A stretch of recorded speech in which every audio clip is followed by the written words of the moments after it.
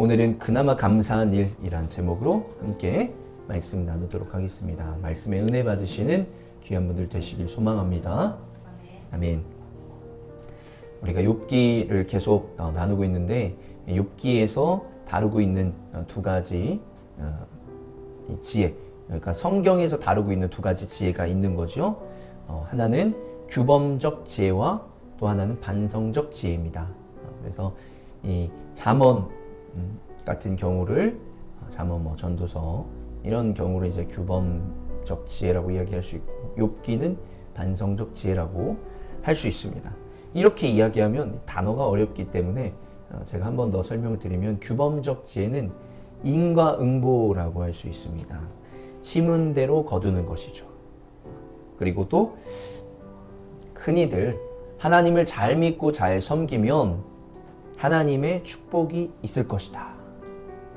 우리 그런 말 있죠. 하나님의 축복이 천대에 이른다. 그런 말이 있습니다. 천대까지 가려는지 모르겠는데 하나님의 축복이 여러분의 대가 끊길 때까지 있는 거죠. 얼마나 감사한 일입니까? 그런데 이제 반성적 지혜는 무엇이냐면 우리의 어떤 상황과 현실은 항상 이 규범적 지혜, 즉 심은 대로 거둬야 되는데 내가 선을 심으면 선이 거둬져야 되고 악을 심으면 악이 거둬져야 되는데 이 세상의 현실을 바라보면 그렇지 않는 것 같다라는 거예요. 인과응보로 다 마무리가 되지 않는다는 거예요. 선한 사람들이 잘 먹고 잘 살아야 되는데 우리의 현실은 악한 사람들이 더 잘 먹고 잘 사는 것 같다.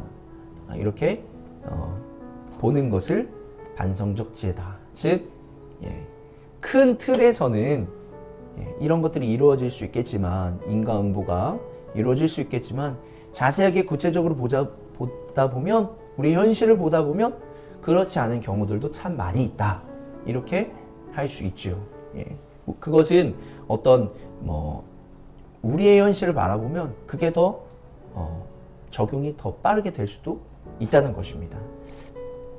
욥기 21장 7절부터 보면은 어찌하여 악한 자들이 잘 사느냐 어찌하여 그들이 늙도록 오래 살면서 번영을 누리느냐 어찌하여 악한 자들이 자식을 낳고 자손을 보며 그 자손이 성장하는 것까지 본다는 말이냐 그들의 가정에는 아무런 재난도 없고 늘 평화가 깃들며 하나님마저도 채찍으로 치시지 않는다. 그들의 수소는 틀림없이 새끼를 베게 하며 암소는 새끼를 뵐 때마다 잘도 낳는다. 어떤 것이에요? 저렇게 악하게 살면서도 잘 먹고 잘 살면 나도 그렇게 살아야 되는 건가? 이런 고민이 될 수도 있는 거죠. 성경에서 이 욥이 이렇게 고백하는 거예요. 악한 사람들이 왜 이렇게 잘 먹고 잘 사냐? 하나님이 치시지도 않는다. 하나님이 역사해 주셔야 되는데 그러시지도 않는다라는 거예요. 23절에 어떤 사람은 죽을 때까지도 기력이 정정하다. 죽을 때에도 행복하게 편안하게 죽는다. 평소에 그의 몸은 어느 한 곳도 영양이 부족하지 않으며 뼈 마디마다 생기가 넘친다. 그러나 어떤 사람은 행복하고는 거리가 멀다. 고통스럽게 살다가 고통스럽게 죽는다. 이번 주에도 그런 일이 있었는데 굉장히 건강에 신경을 쓰고 예민하게 살던 분이 계셨어요. 그런데 뇌출혈로 쓰러졌어요. 그런 다음에 뭐라고 고백하냐면 나 이제 그냥 살고 싶은 대로 살 거야. 내가 그렇게 몸을 신경 쓰고 얼마나 걱정하면서 하루하루 그렇게 살았는데 그랬는데 뇌출혈로 쓰러지더라. 이제 그냥 먹고 싶은 거 먹고 하고 싶은 거 하면서 살 거야. 이렇게 이야기를 하셨다라는 거죠. 그러니까 어떤 사람은 정말 그런 술도 마찬가지잖아요. 어떤 사람은 한 잔만 마셔도 몸에 해독이 안 돼. 어떤 사람은 엄청 그냥 마시는데 해독 능력이 좋아가지고 몸도 괜찮다고 하잖아요. 세상에 이런 거 보면 참 사람 되게 신기한 사람들이 많이 있잖아요.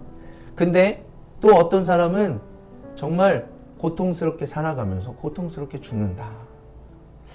현실은 이렇다는 거예요. 악한 사람, 또 아까 말씀드렸던 것까지 종합해 보자면 악한 사람들이 잘 먹고 잘 살아요. 그들은 결혼해서 자식도 잘 낳고 또 자식들도 잘 먹고 잘 살아요.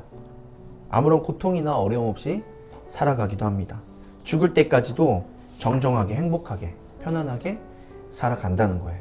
그런데 어떤 사람은 행복하고는 거리가 멀게 정말 하나님을 잘 믿는데도 불구하고 고통스럽게 살아가고 고통스럽게 살다가 죽는 경우도 있다라는 거죠.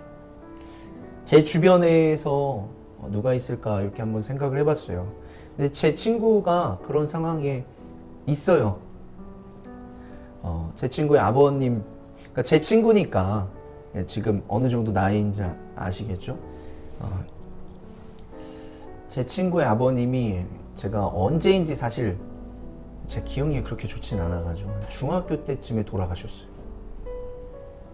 중학교 때쯤에 돌아가셨는데 그분 항상 이제 교회가 제 모교회가 한 5, 600명, 700명 되는 교회였는데 교회가 그러니까 규모가 좀 있어요.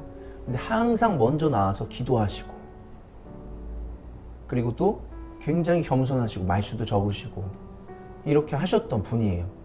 그러니까 그냥 흔히들 주변 사람들이 정말 믿음이 좋으시다 이렇게 평하시던 분이셨거든요.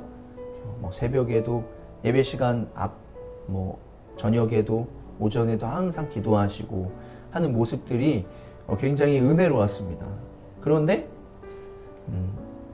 중학생 때쯤 그 전이었나 초등학생쯤이었나 돌아가셨다는 거죠. 아마 정확한 이유는 알 수는 없지만 암으로 돌아가시지 않았을까 이런 생각이 들어요. 주변 사람들이 정말 안타까워하셨어요. 저도 이렇게 생각할 때마다 한 번씩 이렇게 떠올려 볼 때마다 안타까웠던 거죠. 그런데 이 자녀들도 굉장히 믿음 안에서 잘 이렇게 또 성장을 시켰어요. 그런 상황 가운데에서 그 친구의 어머님까지도 얼마 전에 돌아가셨어요. 제 친구는 이제 결혼을 해가지고 가정을 이루었었는데 그 친구의 동생이 또 있거든요. 이제 막 대학교 졸업했나 아마 그랬을 거예요. 그러니까 이제 갓 대학교 졸업했는데 부모님이 없는 거죠. 그걸 얼마나 사실 심적으로 힘드시겠어요. 저도 가끔씩 이렇게 이런저런 생각이 들 때가 있습니다. 그런 좀 그리운 사람들이 생각날 때가 있는데 우리가 얼마나 힘들고 외로울지 사실 알 수는 없지만 아마 많이 힘들고 어렵지 않을까 이런 생각들을 해봅니다. 그냥 일반적인 평범한 사람들에게도 힘든데 오히려 신앙생활도 정말 열심히 하고 열심히 살았는데도 이렇게 어려운 상황들이 있다라는 거죠. 좀 더 이게 어떻게 보면 이제 반성적 지혜라고 할 수 있는데 규범적 지혜에 대해서도 우리가 이야기를 할 수 있어요. 흔히들 이런 이야기를 하죠. 믿음의 대수가 정말 중요하다. 믿음의 대수. 그러니까 내가 먼저 신앙생활을 시작했냐 아니면 내가 2대냐 3대냐 이런 것도 꼭 그게 중요하지 않은 것 같은데도 중요하다는 거예요. 내가 먼저 신앙생활을 했으면은 사실 내 신앙을 가로막는 것들이 의외로 굉장히 많이 있습니다. 가정적인 것도 그렇고 또 주변 환경들도 그래요. 그래서 흔들리는 경우가 굉장히 많이 있어요. 조금만 어려움이 찾아오면은 다시 신앙적으로 흔들리기도 합니다. 그런데 2대, 3대는 모태신앙부터 시작할 수도 있는 거죠. 그런 사람들은 웬만한 어려움에도 그렇게 많이 흔들리질 않아요. 왜 그렇죠? 처음부터 주님의 길이라고 할 수 있겠죠. 하나님의 길 안에서 자라고 나고 성장한 사람들이기 때문에 다른 길을 바라보지 않는 거예요. 오직 주님의 길 안에 있다라는 거죠. 그 말이 무슨 말이에요? 하나님의 손 안에 있고 하나님의 보호하심과 하나님의 인도하심에 있다라는 거예요. 그래서 그런 사람들 보면 물론 어쩔 때 좀 안타까운 게 이제 뜨거움이 없죠. 간절함이 없어요. 왜 그래요? 너무 평안하기 때문이에요. 너무 어려움이 없어요. 그냥 평범하게 그냥 잘 지내고 있기 때문에 오히려 흔들리지 않고 늘 하나님께 기도하고 신앙생활하고 그렇게 하는 모습들을 보면서 하나님의 축복이 임했구나 이렇게 볼 수 있다는 거죠. 대부분은 우리가 신앙생활하고 열심히 또 예배 드리고 하면 그런 축복이 임합니다. 그러나 또 다 그렇진 않은 거죠. 100%가 될 수는 없습니다. 제 친구와 같은 경우도 아까 얘기했던 그 친구와 같은 경우도 존재한다는 것입니다. 함부로 단정지어서 말할 수 있는 것이 아니고 또 100%다 이렇게 이야기할 수 있는 것은 아니다는 거죠. 큰 줄기는 대부분의 사람들은 하나님 안에서 축복을 누려요. 그러나 그게 전부는 아니다라는 거죠. 시편에서 늘 이렇게 고백하는 것이 있어요. 뭐라고 고백하냐면 주님 어느 때까지입니까? 이렇게 고백을 해요. 주님 언제 나타나서 도와주시고 역사해 주시는 것입니까? 우리가 주님을 소망하며 어느 때까지 기다려야 합니까? 정말 내가 주님을 소망하는 그 소망이 헛되지 않도록 제발 나타나셔서 역사해 주십시오. 이렇게 기도하는 것입니다. 신앙생활을 하다 보면 욥의 경우와 같이 이 욥의 경우는 어떤 경우죠? 하나님이 분명히 나와 함께 하셨고 많은 축복을 해주셨는데 어느 순간 갑자기 하나님이 나를 힘들게 하고 하나님이 계시지 않는 것 같은 시간들이 계속되고 있는 거예요. 분명히 하나님이 나와 동행하시고 역사해 주셨었는데 어느 순간부터 하나님이 안 계시는 것 같고 하나님이 역사하지 않는 것 같은 그 시간들이 계속되고 있다는 거예요. 그러면서 현실은 어때요? 너무 힘들고 어려운 상황들이 계속되고 있어요. 현실도 어려운데 하나님도 역사하지 않으니까 얼마나 힘들겠냐는 거죠. 근데 그런 신앙생활 하는 사람들 중에 또 그런 사람들도 있다라는 거예요. 그러면 어떻죠? 할 말이 없는 거예요. 그분을 뭐라고 위로하고 격려해야 될지 사실 할 말이 많지 않다는 거예요. 제가 이번 주에 오늘은 이런저런 이야기, 예화들 많이 이야기하는데 지난주 중이죠. 지난주 중에 동기 목사님을 한번 만났습니다. 여자 동기 목사님인데 그 목사님이 어떤 분이시냐면 제가 그 갈마동 쪽에 학교 다닐 때 갈마동 쪽에 살았습니다. 근데 항상 한 1년에서 1년 반 정도를 저를 학교 갈 때마다 태워다 주셨어요. 그리고 그 여자 목사님이신데 그때 한 40 정도? 나이가. 그러니까 이렇게 그냥 지내시다가 하나님의 부르심을 받고 신학교에 등록을 하신 거죠.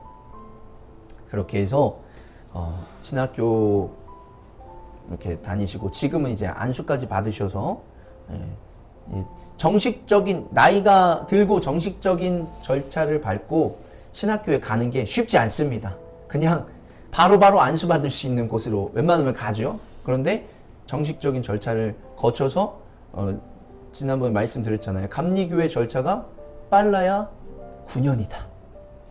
그러니까 9년 동안의 훈련 기간을 거쳐서 목사 안수까지 받으신 거예요. 그렇게 됐는데 작년 말쯤에 그 남편 권사님이세요. 남편은 이제 목사 안수를 받은 게 아니라 남편 권사님이 돌아가셨어요. 제 기억으로는 작년으로 기억하는데 그래서 제가 이제 또 대전이고 하고 해서 한번 찾아갔었죠. 그렇게 했는데 조금 이제 저는 힘들 것 같으신 분들에게 연락을 하기가 쉽지가 않더라고요. 그래서 또 작은 개척교회를 하고 계시니까 연락하기가 저한테 몇 번 연락이 왔었어요. 같이 한번 밥 먹자. 내가 밥 사주겠다. 했는데 그 말이 부담스러운 거예요. 저한테는. 그래서 그러다가 이제 최근에 또 어떤 일이 있어서 연락이 닿으면서 그럼 같이 식사 한번 해요. 해가지고 식사를 하게 됐는데 사실 신학교 졸업하고서 딱히 교류가 없었어요. 뭐 제가 남편 권사님이 뭐 돌아가신 것도 사실 어떻게 돌아가셨는지도 알지 못했고, 그런데 이번에 만나서 이런저런 이야기를 제가 알고 있어서 말씀해 주신 건지 뭐 모르겠지만 그냥 이렇게 듣고 있다 보니까 알게 된 거죠. 한마디로 눈치껏 알게 됐어요. 근데 남편이 어떤 병이 있어서 33년간을 병간호를 했다는 거예요. 33년간. 그래서 툭 하면 응급실 가고 툭 하면 병원 가고 이런 생활을 33년간 했다는 거예요. 그런데 사실은 일찍 돌아가실 수 있는 상황인데 그렇게 33년이나 하나님께서 사실은 지켜주셨다고 그렇게 표현을 하시더라고요. 33년간 병간호하는 게 안 해본 사람들은 뭐 말을 할 수가 없어요. 병원에서 옆에 있는 것도 힘든데 집에서 왔다 갔다 하면서 그렇게 지내는 게 보통 쉬운 일이 아니고 정말 어려운 일인 거죠. 그런데 그 얘기만 들어도 사실은 굉장히 힘드셨겠다 하는데 그 다음 얘기가 더 깜짝 놀란 거예요. 암 3기시라는 거예요. 본인이 치료를 언제부터 했는지는 알 수는 없지만 치료한 기간이 꽤 되는 거예요, 또.